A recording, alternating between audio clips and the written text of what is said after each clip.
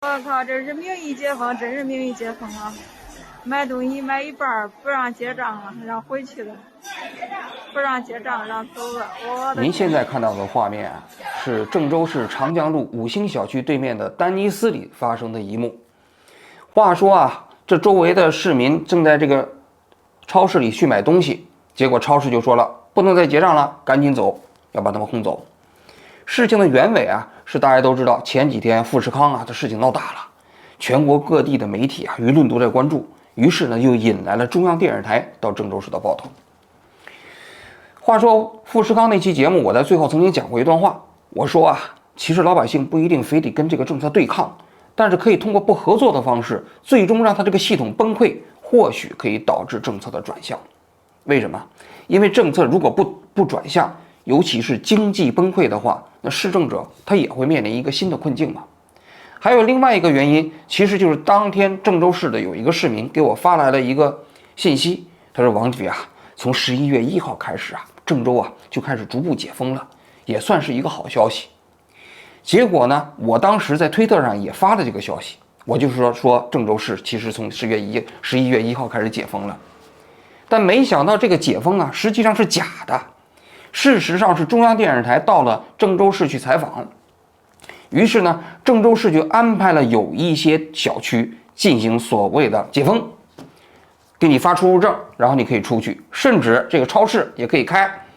但是呢，还找来了一些特定的人员做了核酸，然后之后去超市里头必须去买东西。但是这个记者采访完一离开，这个超市就封了，这个小区就又封了。所以郑州市的居民听到这个消息都炸了窝，是吧？明明发了一个出入证可以出去小区了，结果呢，当天晚上就说这个出入证又取消了，大家就管这个叫表演式解封。话说啊，这个知假犯假呀，这真是他们的这个祖传秘方啊！做起这个东西来真的是驾轻就熟。本来我对郑州市的这个解封还抱有一定的期望，但是看到他们这个德行啊，真的是让人无语啊！话说啊，郑州市啊，这一段时间这种静默啊、封城啊，造成的人道灾难已经蛮多了。我前2天啊就看到一个故事，就是因为一个女孩，她的姐姐在另外一个地方跳楼自杀了，她要离开这个小区，到那去给她姐姐收尸体、送葬。结果到了门口的时候，小区说：“你可想清楚啊，你要是出去就回不来了。”那个女孩就在门口啊，一边哭一边说：“我不回来了，我不回来了。”这就是今天的郑州。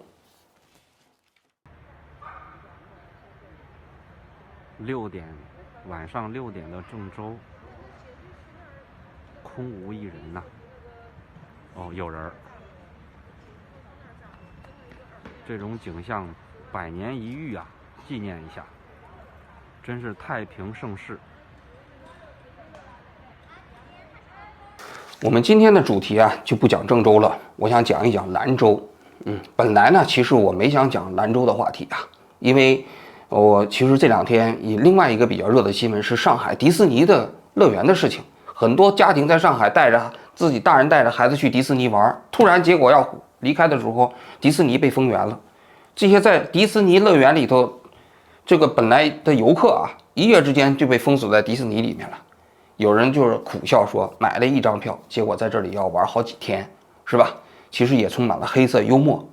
但是呢，从昨天开始，我的邮箱里呢，接到了上百封关于兰州事件的投诉，不是投诉，爆料。大家都在跟我说，他说王局啊，你讲一讲兰州吧。甚至有人说求求你了。兰州是什么事情呢？就是11月1号这一天，一个3岁的孩子离开了这个世界。事情的原委啊，是11月1号这一天的中午，在兰州市的七里河区的柏树下这个地方啊，有一户人家，女主人在屋里走路的时候不小心摔倒了，摔倒自己就晕过去了。她可能当时抱着孩子或者带着孩子，孩子跟她一起摔倒了，孩子可能受了一些伤，同时呢也受到了一些惊吓，于是就休克过去了。这大人当时父亲在家呢，就吓坏了，赶紧抱着孩子下楼，准备让孩子送到医院去。结果到了门口的时候，发现出不去。为什么呢？因为兰州市啊，对于很多小区啊，现在实行这么一个政策，就是你出入小区你必须得有24小时的核酸报告。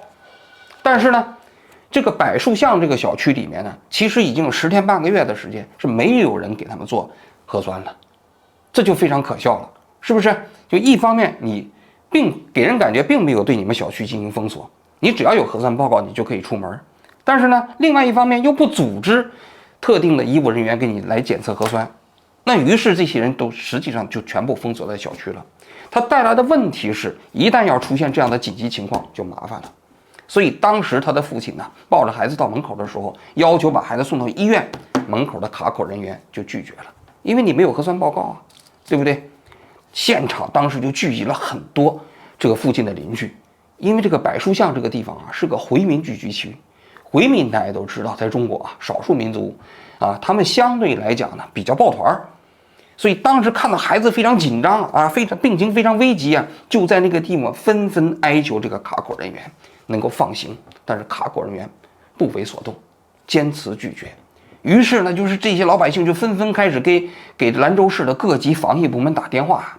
据给我爆料的人讲了，他们在现场啊打了至少上千个电话，但是这些电话呢，要么打不通，要么打通了之后说你等待消息。但是你想想，那孩子在那等着呢，休克着呢，是不是？后来这些老百姓就打120，打了120之后呢，这120也迟迟不来。要说他们一开始为什么想自己冲出去呢？因为这个柏树巷这个地方啊，附近呢就有医院，那兰州市的肿瘤医院从他们那儿步行几分钟就到了。另外一个就是兰州市最好的医院，综合性医院，就是兰州大学的2院，其实从他们那个地方步行也不到20分钟。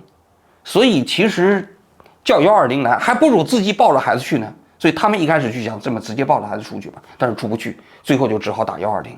但是打了120之后，120也不来。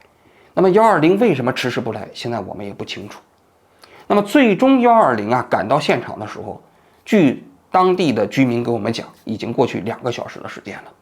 这父亲当时在这个微信群里啊，就是求救的时候，那大概是1点04分，但是等120来的时候，已经4点钟左右了。但是等120到了现场的时候，孩子已经咽气儿了，已经没有了生命。我管社区的没人管，没人管，社区的没人管。就走上或者走上不行啊，这里。大人刚睡了一觉，中午是娃娃就害怕是。群里面有车子到口子里帮拿一下我民事手段，因为过来往医院拿给哈子。娃娃嘛，真的现在不行了嘛，你要人没人管嘛，真的呀。哎，可怜死了，真的。阿红交给个，阿红嘛那没有是交给个，娃娃捏个头我心肺复苏，我的娃娃就没了。当时呢，就是七里河的公安局啊，还在网上发了一个声明，说什么呢？说啊，有一家人呢是这个煤气中毒，结果大人送到医院呢抢救过来了，小孩呢抢救无效，而且他那个报警时间呢和他出警时间呢这个很短，给人感觉什么都没有耽误。但是这个公告啊引起了兰州市民的愤怒。报出来的时候，那兰州市民在底下就开始各种各样的评论。有的人说了，是吧？你就这么说谎，良心过得去吗？说有的人说你有本事放开评论呢，因为当时这个公安机关的这个公告已经吓得把评论全关了，只能他自己评论。当时有的人还这么评论说：“你们前几天不是说了吗？人民就是江山，江山就是人民啊！感情你们打江山就是通过这种方式打的呀。”还有人说了，他说：“就你们这种状况，还能继续再执政50年吗？是吧？”所以你想想，这些如果信息都放出去，那兰州市公安局那不吓坏了吗？所以他最后把这都删掉了，然后就变成了一个自己可以评论。但是说到底呀，评论你可以把人删掉，但是人心你捂不住啊。这件事情对兰州市的普通老百姓影响太大了，更何况你想想，这个父亲啊，当时出了这个事情，肯定是崩溃啊，是不是？自己的孩子就在自己的怀里，然后就是因为门口挡住出不去，死在那儿了。你想想，作为一般的大人，什么反应？肯定就是崩溃。所以当时这些现场的老百姓就要求跟这些卡口人员讨说法。说到这个卡口人员，我这里要补充点信息，因为兰州市的卡口人员啊，其实跟其他地方可能还略有区别，因为他们都不是一般的志愿者，他们都是那些干部下沉到社区，直接去负责这些各个社区的封锁，所以他跟那个普通的志愿者比起来啊，他更害怕承担责任。如果你要是随便在街上招来的志愿者，当他看到说有一个孩子出不去，他有的时候还会动一些恻隐之心，因为他也没有组织，有的时候他还可以放行。但是这些人都是政府官员，他害怕呀，害怕放出去之后自己的乌纱帽不保啊。所以网上也流传了一个微信的聊天记录，有人说了，那即便孩子死了，那也不能放出去，是不是？但是这个聊天记录我们没办法核实啊，但是符合这些卡口人员的自己的心理状态。所以当时这些柏树巷的老百姓要找卡口人员讨说法的时候，这些卡口人员一看死了人了，就慌了，就都跑了。结果兰州市做了一个什么事情？派了3辆特警队员，当天晚上赶到现场，喊着口号。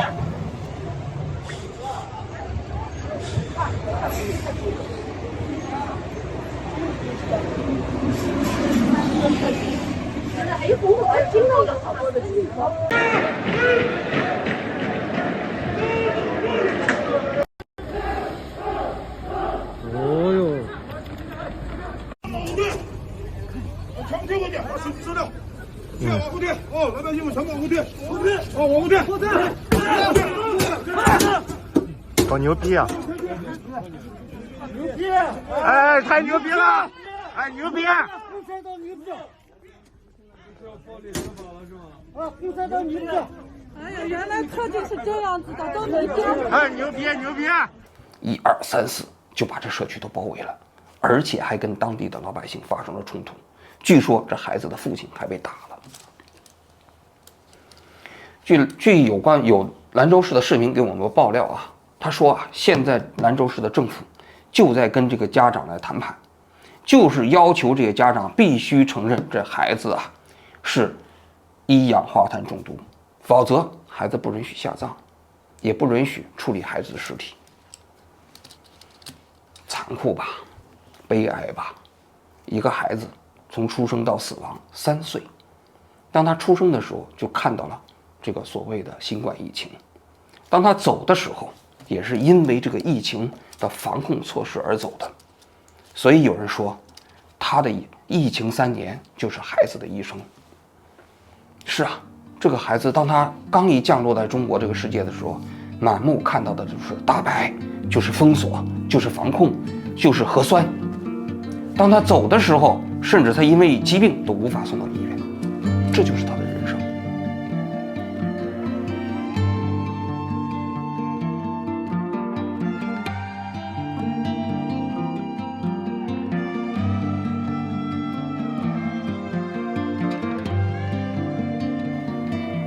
也许啊，不多久的时候，这也是许许多多的人生，因为他这个孩子只有3岁。如果这样的防疫措施持续5年、持续10年，那岂不是很多人的人生都是这样的？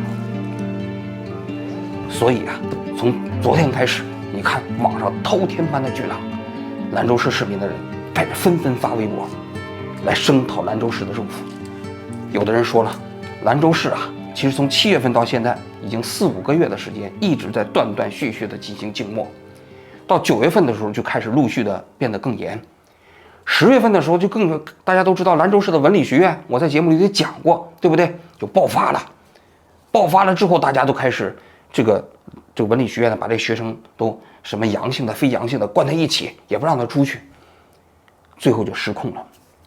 说到这儿的时候啊，其实我还想补充一个信息啊，其实为什么一方面我们现在啊疫情的防控措施越来越严，然后天天单日核酸，然后呢社区里去静默，但另外一方面，那我们现在这个奥密克戎又没控制住呢？前一段时间有一个医务人员啊给我发邮件，他给我讲了一个信息，我觉得说的挺好的。他说：“王局啊，我就是核酸采集人员，我天天给大家测核酸，但是我跟你讲，现在测核酸呢根本没用。为什么？因为测核酸其实那个采集点，不管是鼻腔采集还是咽拭子采集啊，都要捅到特定的位置。但是他说我现在我不敢，我怎么采？他说张个嘴之后，在嘴唇边上我划一下就行了。为什么？因为他说疫情，你想想已经3年了，普通的老百姓啊心里都有情绪。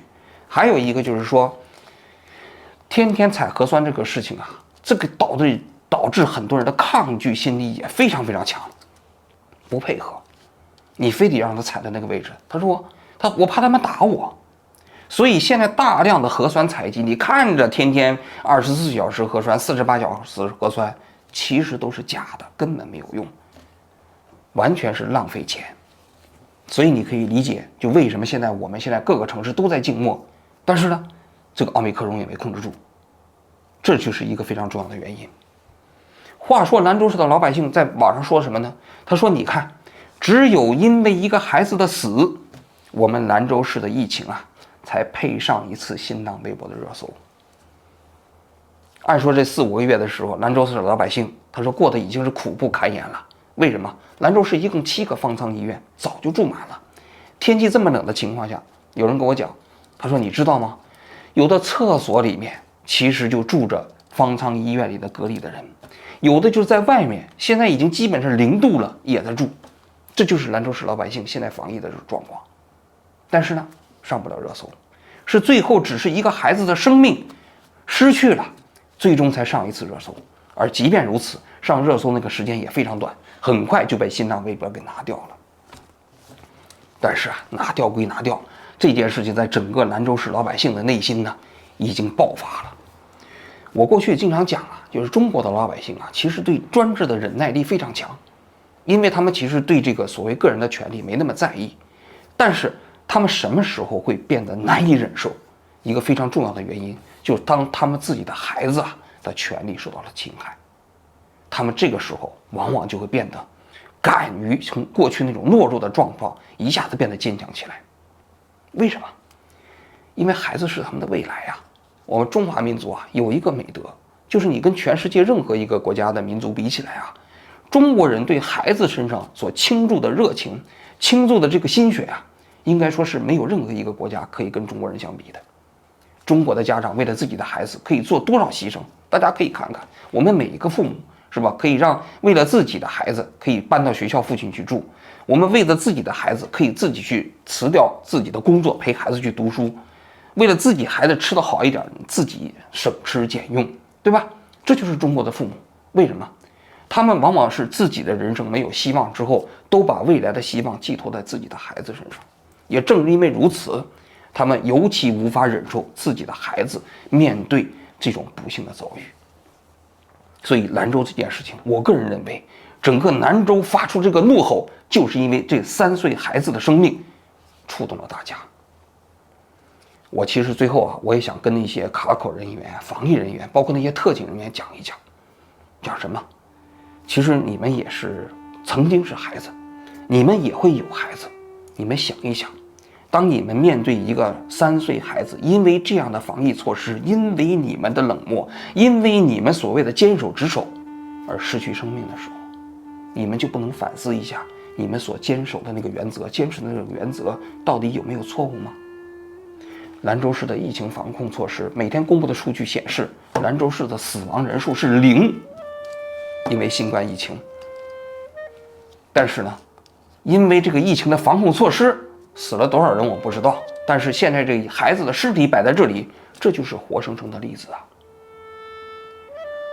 如果我们一个民族不能善待自己的孩子，我们的孩子会因为我们的政策而失去生命，那你想想，这个民族还有未来吗？还有希望吗？